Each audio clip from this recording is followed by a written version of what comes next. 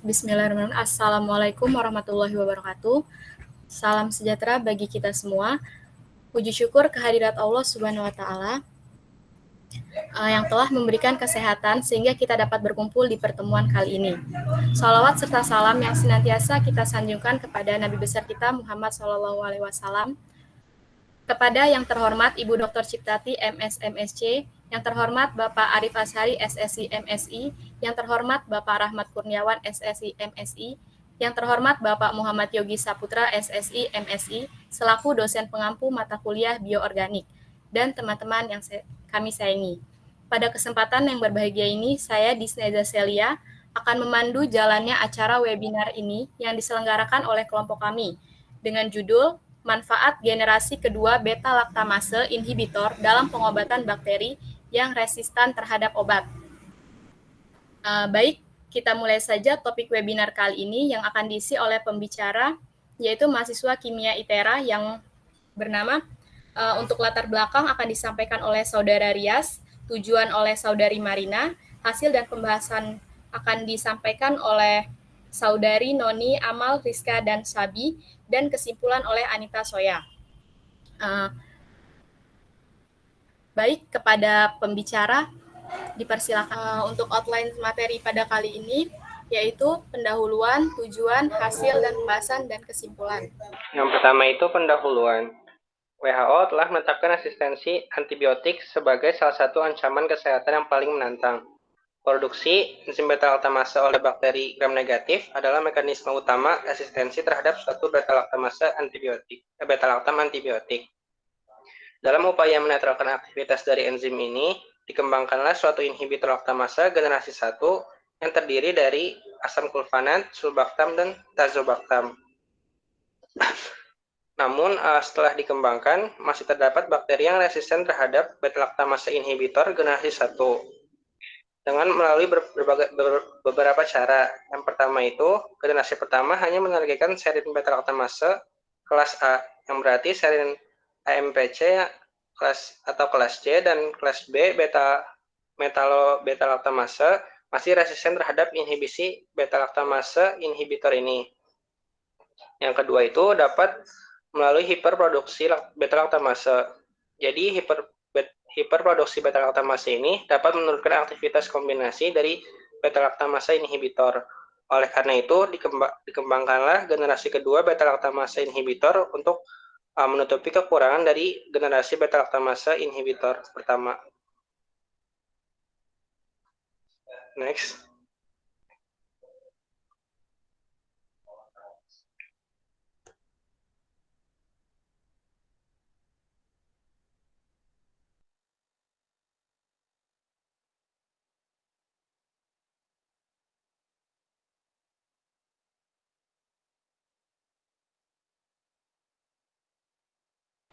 Oke, selanjutnya yaitu tujuan. Tujuannya yaitu untuk memberikan deskripsi promisor generasi kedua beta-laktam inhibitor seperti apibactam, wabactam, dan asam boronat, serta beberapa kombinasi beta-laktam inhibitor yang telah dirancang. Yang kedua, mengembangkan beta-laktam inhibitor baru dan berbeda untuk mengimbangi bakteri resistensi multi obat.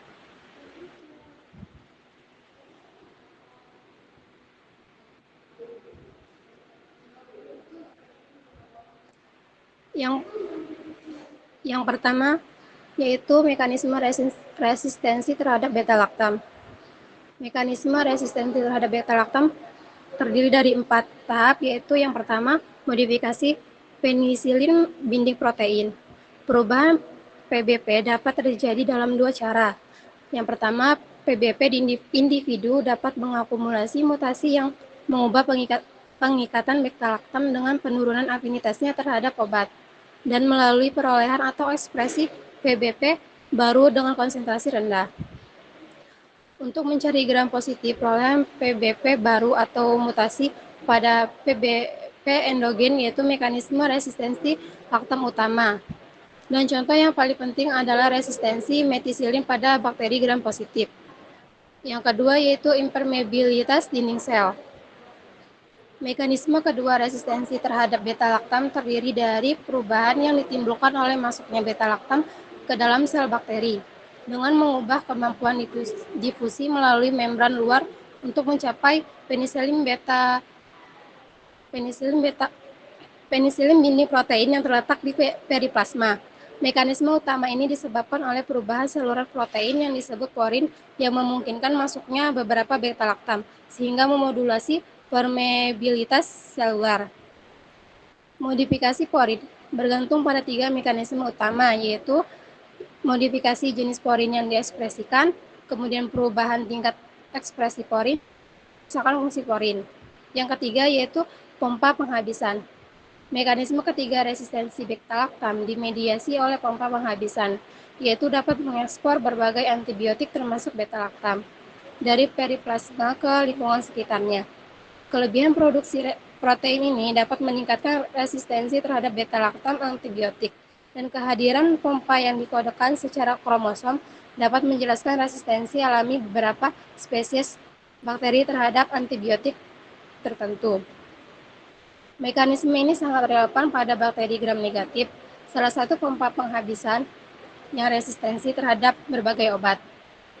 Yang keempat, atau yang terakhir, yaitu hidrolisis agen antibiotik oleh beta-laktam.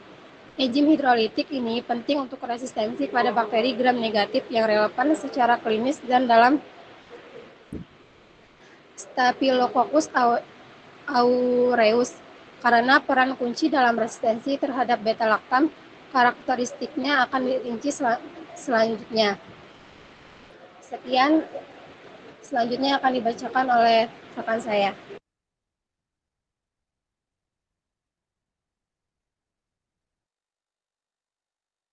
Oke, next.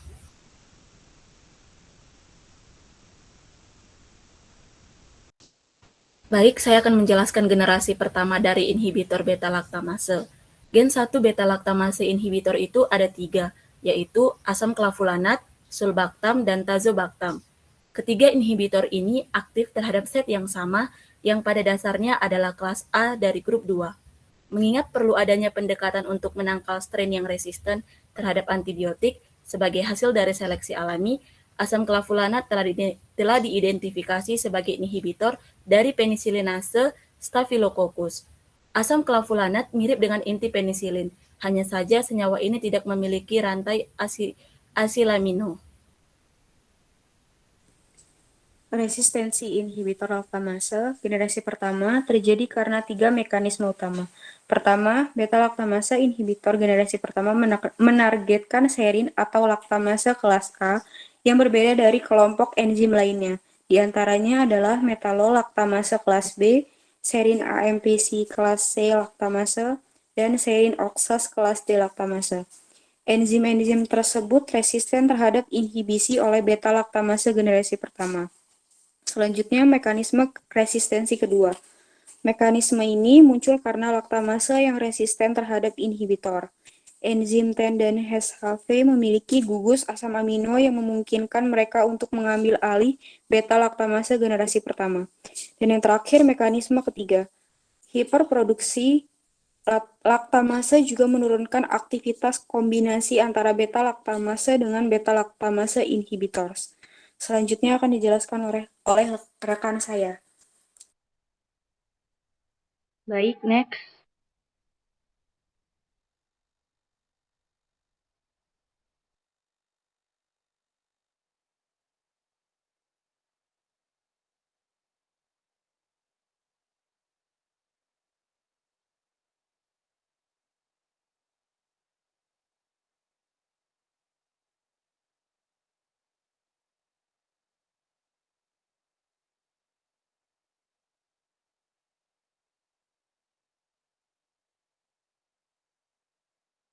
Baik, selanjutnya ada generasi kedua beta-laktamase inhibitor. Setelah munculnya bakteri yang resisten terhadap beta-laktam inhibitor generasi pertama, kemudian muncullah diazebiloktan atau DBOS yang mewakili beta-laktamase inhibitor generasi kedua. Berikut yang termasuk ke dalam kelas DBO. Yang pertama ada avibactam, yang merupakan jembatan diazebisiloktanon. Manfaat dari avibactam ini dinilai sangat efektif dibandingkan inhibitor beta-lactam generasi pertama. Karena untuk menghambat satu molekul beta-lactamase hanya dibutuhkan 1-5 molekul avibactam, sedangkan untuk tazobactam membutuhkan 55 molekul dan sulbactam hanya membutuhkan 214 molekul.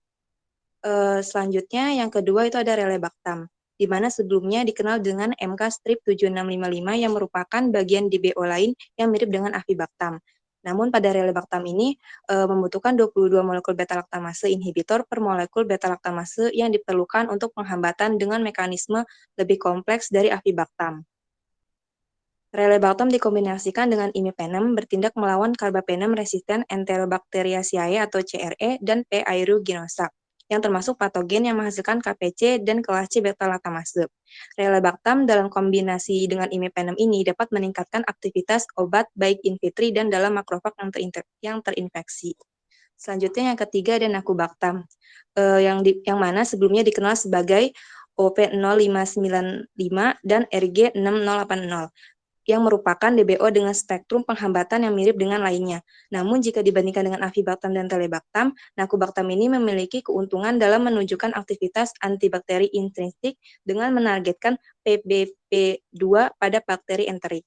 Selanjutnya yang keempat ada zidebactam, di mana sebelumnya dikenal dengan WCK strip 5107 yang merupakan turunan dari DBO yang menunjukkan aktivitas antibakteri dengan mengikat PBP2 di Enterobacteriaceae dan P. aeruginosa. Selanjutnya yang kelima itu ada ETX2514 yang merupakan inhibitor DBO yang dikembangkan untuk mengembalikan aktivitas beta-lactam terhadap kelas A, C, dan D beta-lactamase. Untuk saat ini ETX2514 sedang dikembangkan dalam kombinasi dengan subactam beta-lactamase inhibitor. Selanjutnya akan dibacakan dengan rekan saya. Selanjutnya boronic beta-lactam inhibitor. Kemampuan asam boronat sebagai inhibitor serin beta-lactam in vitro bekerja melalui mekanisme yang berbeda, membentuk ikatan reversibel dengan beta-lactamase dan berfungsi sebagai inhibitor kompetitif. Berdasarkan farmakofor asam boronat siklit, dibedakan menjadi dua, yaitu yang pertama favorbactam atau sebelumnya dikenal dengan RPX7009 adalah asam boronat pertama yang dikembangkan sebagai inhibitor beta-lactamase. Favorbactam telah berkombinasi dengan meropenem untuk mengembangkan kombinasi BL-BLI yang mampu memulihkan aktivitas beta-lactam terhadap KPC yang resisten terhadap carbapenem enterobacteria. Meropen favorbactam telah diuji dalam uji klinis fase 3. Yang kedua ada VNRX 5133. Dikenal sebagai taniborbactam adalah boronat bisiklik dalam pengembangan klinis sebagai BLI yang menghambat serin kelas A, C, dan D kelas beta-lactamase yang bekerja melawan beberapa logam kelas B yang relevan secara klinis beta-lactam termasuk NDM1 dan VIM setengah. Selanjutnya akan dibacakan oleh rekan saya. Baik, terima kasih kepada pemateri atas penjelasannya yang sangat baik dan menarik. Setelah pemaparan materi, ada pun kesimpulan yang dapat ditarik, yaitu yang pertama, generasi kedua beta-lactamase inhibitor digunakan sebagai pilihan pengobatan untuk bakteri yang resisten terhadap banyak obat. Yang kedua, generasi kedua beta-lactamase inhibitor merupakan pendekatan yang berpotensi efektif untuk melawan patogen yang resisten terhadap banyak obat. Yang ketiga, turunan DBO terutama avibactam, asam boronat, dan favorbactam dapat mengembalikan kemampuan beta-lactam dalam mengatasi patogen yang memproduksi serin beta-lactamase. Selanjutnya saya kembalikan kepada moderator. Baiklah, terima kasih kepada para pembicara yang telah menyampaikan materi pada webinar kali ini. Sampailah kita pada sesi tanya-jawab. Kepada teman-teman peserta webinar yang memiliki pertanyaan dapat diajukan pada sesi ini.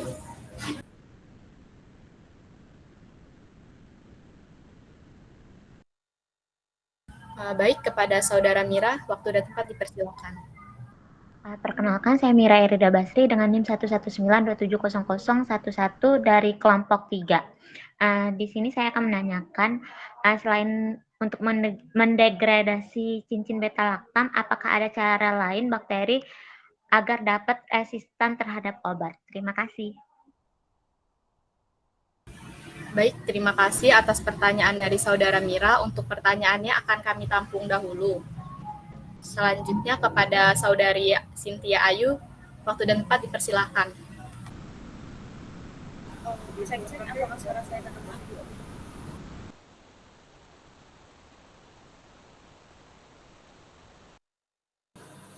Izin bertanya kepada moderator, perkenalkan nama saya Sinda Ayu Permata di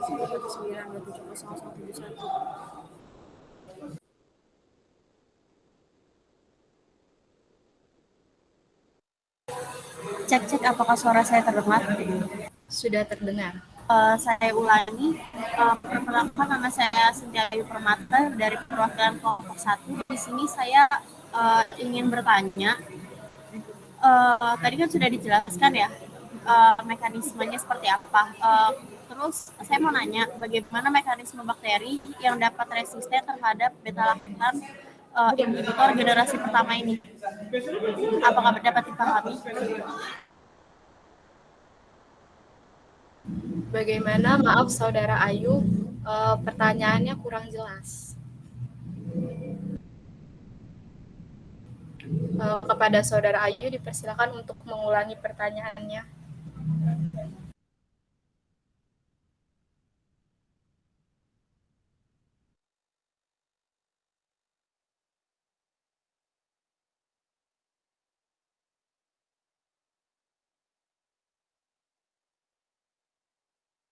Baiklah, selanjutnya mungkin Saudara Ayu sedang berkendala jaringan. Kepada Saudara Eva, waktu dan tempat dipersilakan.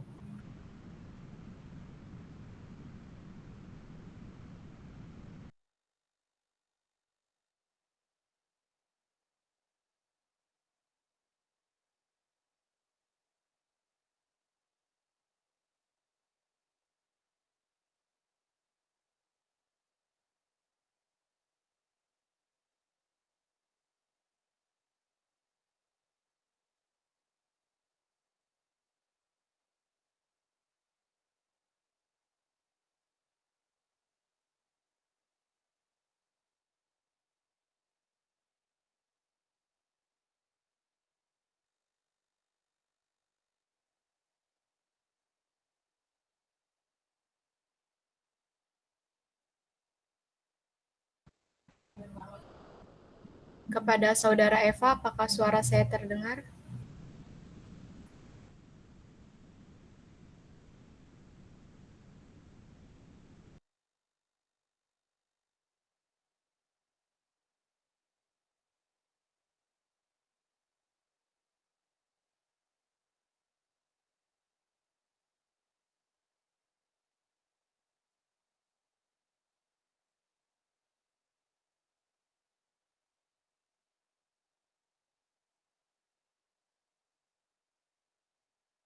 Baiklah, kita lanjutkan dahulu kepada Saudara Wahyu Kartika.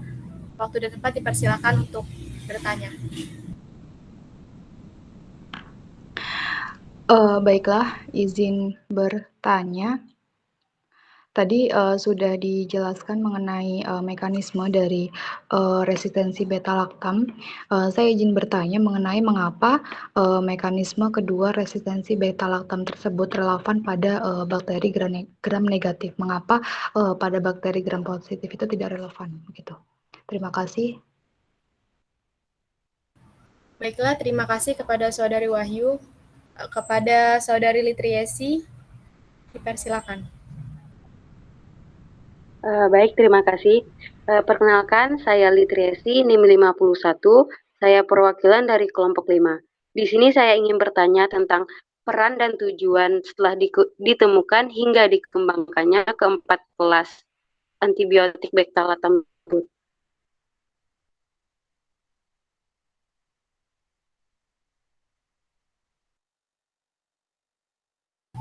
Baiklah, terima kasih atas pertanyaannya, Saudari Litri.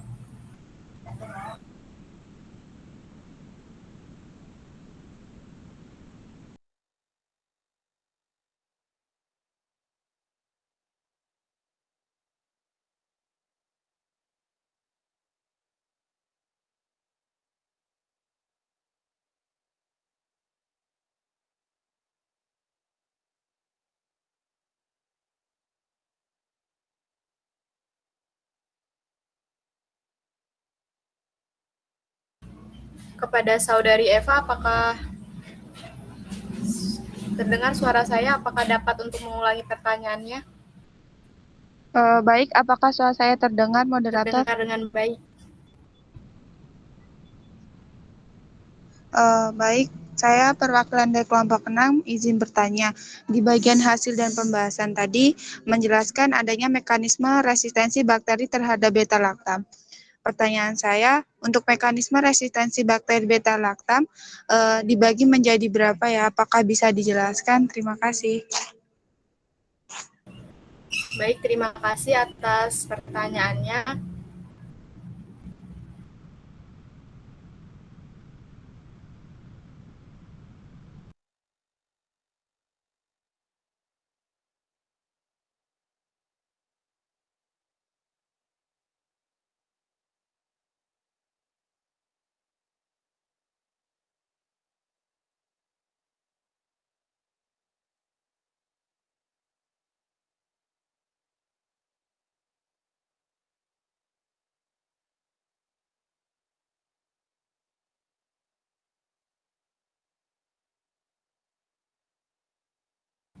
Baiklah, untuk pertanyaan dari Saudari Cynthia akan dijawab oleh Saudara Rias Yusuf. Kepada Rias, dipersilakan. Izin menjawab untuk pertanyaan tadi kan bagaimana mekanisme bakteri dapat resisten terhadap beta-laktamase inhibitor. Untuk dapat dua cara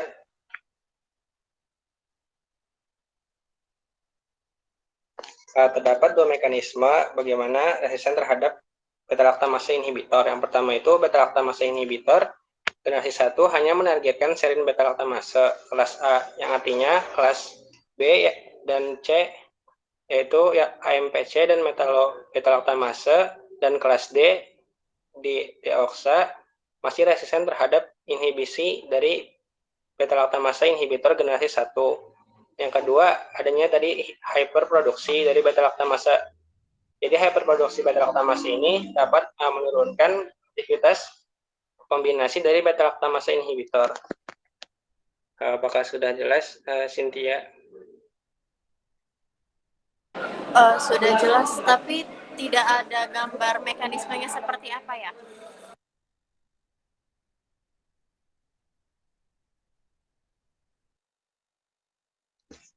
Dari kami belum ada.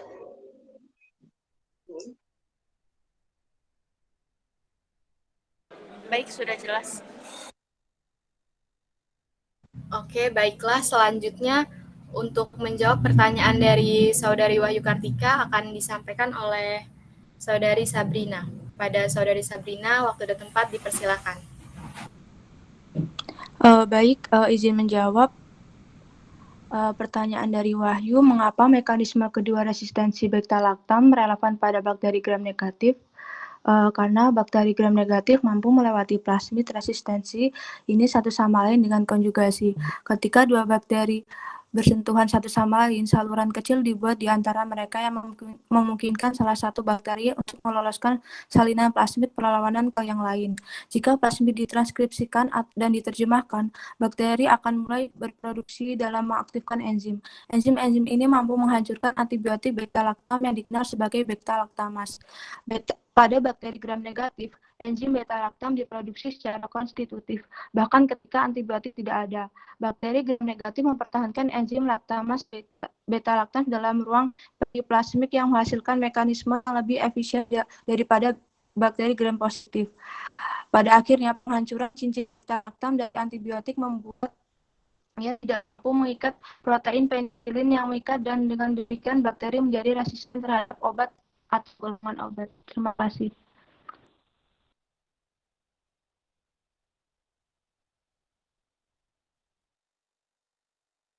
Selanjutnya, untuk pertanyaan dari Saudari Yesi akan dijawab oleh Saudari Soya. Kepada Saudari Soya, dipersilakan.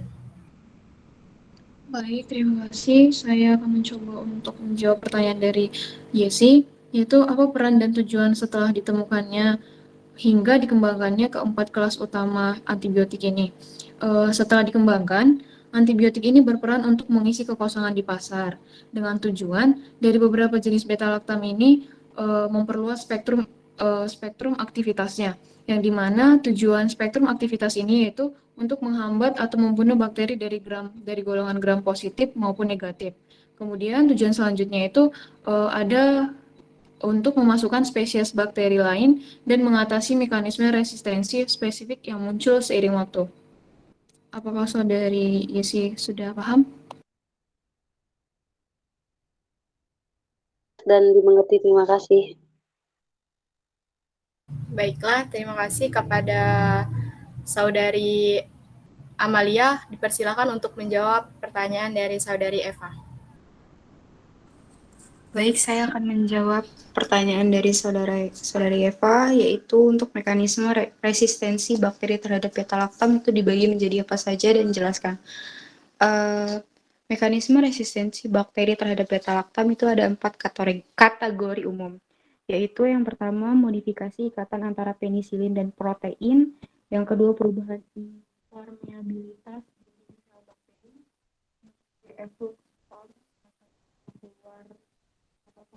dan yang terakhir itu degradasi menggunakan enzim. Apakah Saudari Eva sudah menjawab pertanyaannya?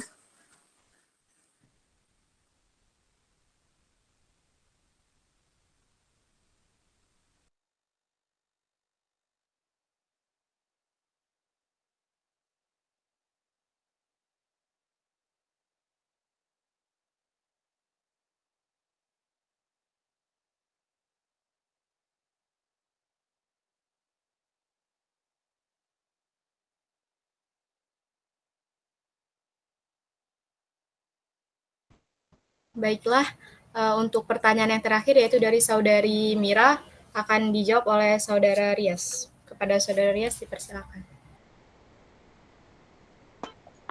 Baik, untuk pertanyaan sendiri tadi, selain mendegradasi cincin beta-laktam, apakah ada cara lain bakteri dapat resisten terhadap obat? Untuk pertanyaan ini mirip dengan Saudari Eva tadi. Jadi ada beberapa cara bakteri dapat resisten terhadap obat. Yang pertama itu modifikasi dari PBP-nya atau penicillin binding protein. Jadi target pada protein pengikat penicillin yang resisten terhadap penicillin itu dimodifikasi dengan versi afinitas yang lebih rendah. Versi afinitas ikatan yang lebih rendah dari PBP aslinya. Terus ada FLAM atau pompa penghabisan. Jadi zat larut dikeluarkan dari sel. Jadi mikroorganisme dapat menghilangkan zat beracun termasuk agen antimikroba yang menyebabkan dapat ada resisten terhadap obat. Apakah sudah jelas, Mira?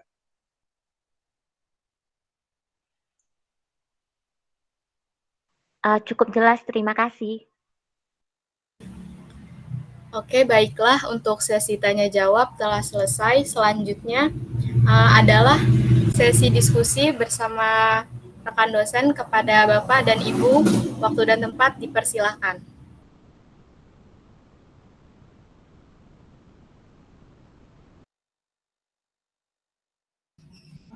Baik, untuk yang pertama. Ya, jadi tadi diuraikan presentasinya bagus dalam artian isinya menunjukkan tahapan-tahapan yang sudah tertata begitu ya sampai pada kesimpulan yang tadi diambil.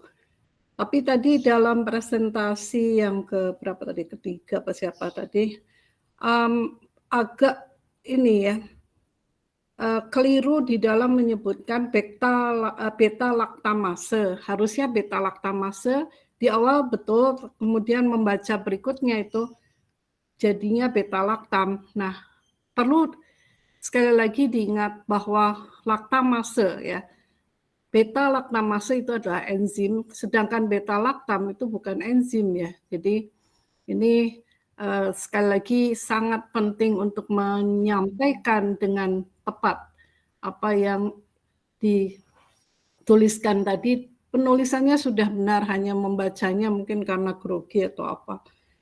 Lalu yang kedua, masalah perpindahan slide ya. secara keseluruhan perpindahan slide-nya itu menurut saya ada kelambatan yang saya tidak tahu apa penyebab kelambatan perpindahan slide ya. Apakah karena komputernya yang lambat merespon atau hal lainnya. Nah, lain kali mungkin bisa dicek dulu sebelum dipresentasikan itu apakah lancar atau tidak ini ya perpindahan slide-nya begitu. Itu dari saya itu dulu Pak Awan. Terima kasih. Saya kembalikan. Siapa yang lain? Silakan. Pak Yogi biasanya, setelah itu Pak Arif. Enggak, Pak Yogi. Ya, terima kasih Pak Awan. Kelompok 4 ya. Untuk tema yang diangkat sebenarnya menarik ya. Beta-laktamase ini enzim yang bisa memecah cincin beta-laktam dari obat antibiotik yang ada. Nah, kalau dari segi papernya bisa dilihat mungkin ya oleh kelompok 4 ya ini agak minim konten ininya ya. Konten gambarnya agak minim. Jadi harusnya sih bisa dilengkapi dari jurnal pendukung ataupun materi yang lainnya. Jadi makanya tadi agak banyak muncul pertanyaan. Ya mungkin karena kurang lengkapnya informasi yang tersampaikan ke audiens juga. Jadi makanya muncul banyak pertanyaan tadi seperti mekanisme, terus yang lainnya juga ya. Padahal mungkin info dari jurnalnya juga ada yang belum dimuat di presentasi ini. Untuk secara urutan presentasinya sudah bagus, cuman dari segi konten tadi memang masih minim ya. Perlu ditingkatkan lagi untuk kedepannya. Lalu dari segi presentasi, tadi saya agak menyimak banyak yang menyampaikan slide ini akan dibacakan. Dan kalimat-kalimat seperti itu agak kurang baik digunakan pada saat presentasi ya. Apalagi nanti kalau kalian berkesempatan untuk mempresentasikannya di webinar atau seminar beneran. Jadi mungkin bisa dilatih juga ya untuk kelancaran presentasinya agar meminimalkan penggunaan kata-kata yang tidak perlu dalam presentasinya. Dari saya kurang lebih itu, Pak Wan. Terima kasih.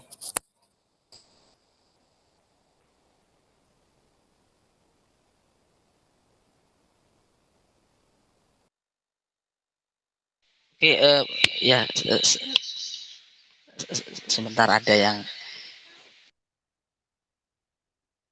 Oke, coba judulnya apa ini tadi? Judulnya adalah ya.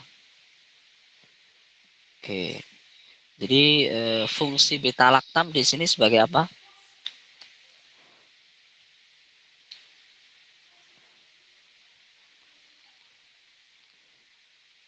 Untuk yang diangkat topiknya tadi beta-laktamase inhibitor, Pak. Jadi beta-laktamase inhibitor ini kan dapat mendegradasi cincin beta-laktam. Jadi membuat suatu obat atau antibiotik itu tidak efektif, Pak. Oke ya, beta-laktam. Nah, kalau strukturnya, mengapa kok akhirnya namanya beta-laktam? Tadi banyak struktur ya. Enggak, maksud saya makna beta di situ gimana? Beta-laktam.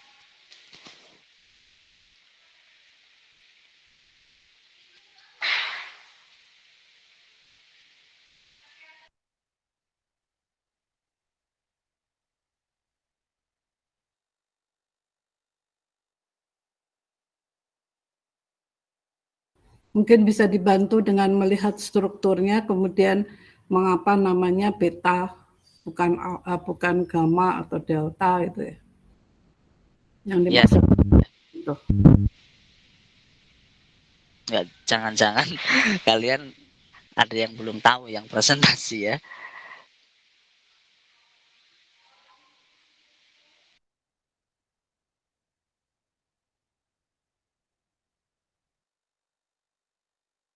Ya kalau belum tahu ya sebaiknya harusnya tahu ya. Dari saya cukup, Pak Wan.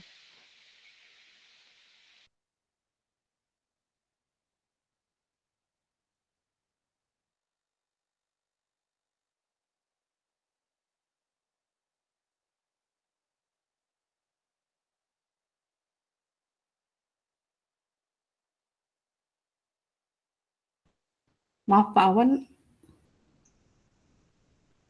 Ya, Pak Wan, saya sudah bertanya.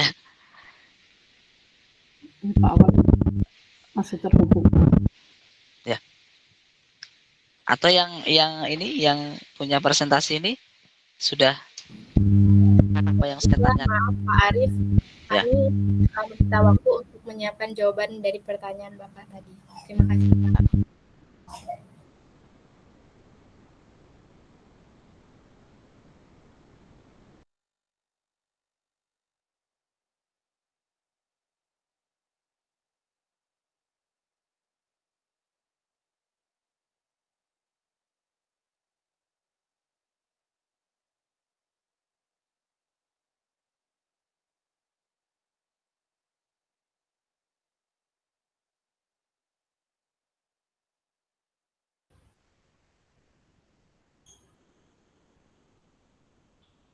Ya, Disna tadi ingin menjawab apa yang ditanyakan Pak Arif ya. Bagaimana cincin beta laktam itu terbentuk? Baiklah, izin menjawab Pak. Jadi beta laktam ini merupakan golongan antibiotik yang memiliki kesamaan komponen struktur berupa adanya cincin beta laktam. Dan pada umumnya ini digunakan untuk mengatasi infeksi bakteri. Terima kasih Pak.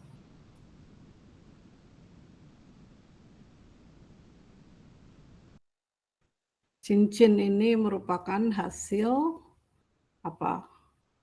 Siklisasi yang terjadi karena adanya reaksi antara gugus karboksilat dengan gugus amin pada posisi beta ya. Itu yang mungkin tadi Pak Arif maksudnya itu. Jadi beta laktam. Kita tahu kan lakton, laktam bedanya apa? Kalau lakton antara karbonil atau gugus karboksilat dengan alkohol, kalau laktam, cincin laktam itu adalah siklisasi yang terjadi karena reaksi antara gugus karboksilat dengan gugus amin ya. Jadi cincin beta laktam itu kita lihat adalah cincin 4 ya dari semua struktur yang ada ini, maka kita bisa lihat di mana posisi cincin tersebut ya. Oke, Pak Awan sudah bisa unmute. Cek suara saya sudah kedengeran belum? Sudah. Oke. Baik, mohon maaf tadi sepertinya gangguan jaringan. Terima kasih ya kepada kelompok ini, kelompok 4 ya, dan kemudian kepada kelompok yang lain yang juga ikut berpartisipasi dengan cukup baik pada kesempatan hari ini. Nah, ini yang kami inginkan ya. Jadi di kelompok-kelompok selanjutnya itu harapannya diskusinya, pertanyaannya bisa lebih hidup gitu ya. Jadi nanti dosen tinggal memberikan arahan. Oke, baik kelompok 4, pertanyaan dari saya seperti biasa pemahaman saja. Apa perbedaan beta laktam dan beta laktamase? Silahkan.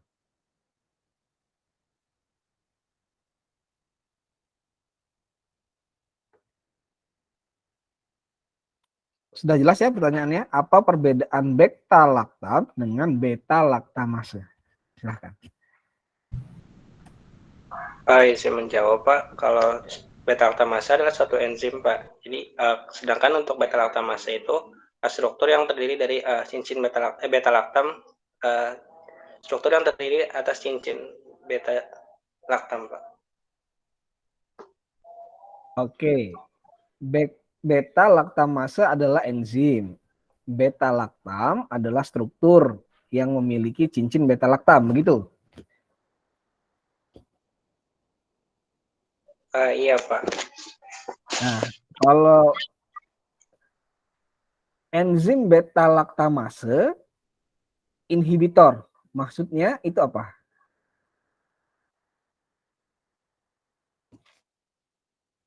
Inhibitor ini jadi yang kalau bakteri itu kan memiliki beta laktamase.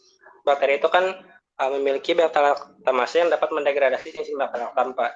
Jadi membuat suatu antibiotik ini tidak aktif. Jadi dengan adanya beta laktamase inhibitor ini, enzim pada bakterinya dapat dihambat sehingga memungkinkan antibiotiknya dapat bekerja kembali Pak. Oke, baik ya. Jadi harus ada dijelaskan dengan jelas ya bahwa apa itu beta laktamase, ya, apa itu beta laktamase inhibitor, apa itu beta laktam, ya, struktur beta laktam dan lain-lain, sehingga nanti tidak salah dalam melakukan presentasi dan juga dalam melakukan pemahaman. Itu ya, tolong diperbaiki kembali pemahamannya, ya, karena ini berkaitan. Nah, pertanyaan selanjutnya, bagaimana mekanisme inhibisi dari beta laktamase? Izin menjawab, Pak. Siapa ini? Oke, silahkan. Jadi mekanismenya itu di mana inhibitor beta laktamase ini kan akan diberikan bersamaan dengan antibiotik beta laktam. Jadi inhibitor ini biasanya tidak memiliki aktivitas antibiotik, di mana dia akan menghentikan aktivitas beta laktamase, sebuah protein yang memberikan resisten bagi antibiotik beta laktam terhadap bakteri. Jadi dia menghambat proses mekanismenya dari si beta laktam ini ya, Pak. Terima kasih, Pak.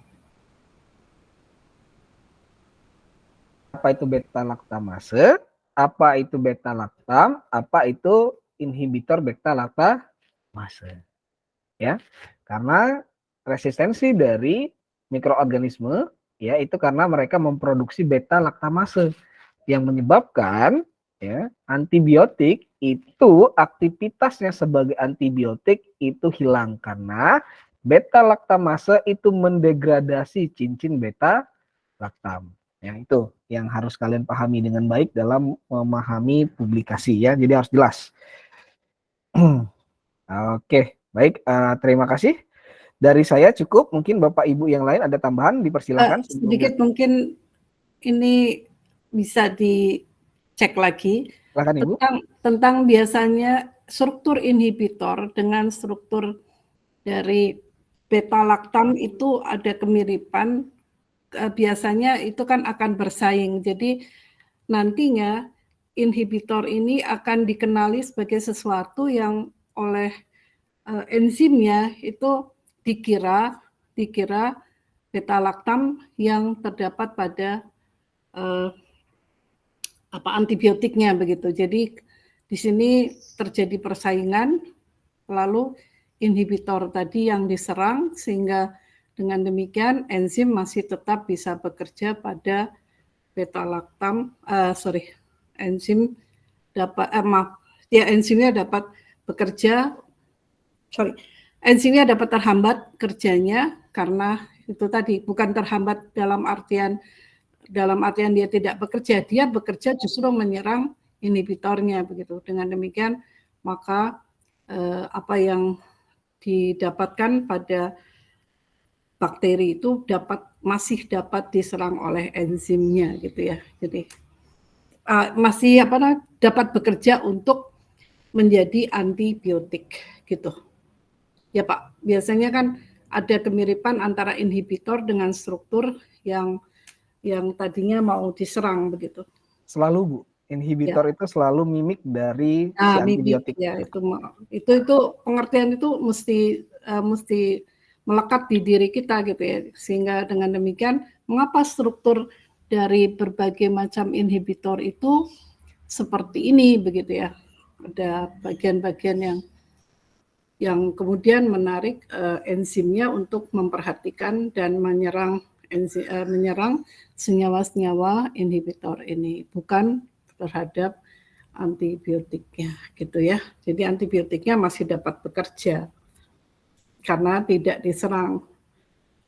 Istilahnya dialihkan perhatiannya, yang semula akan menyerang antibiotiknya, kemudian dia menyerang inhibitornya.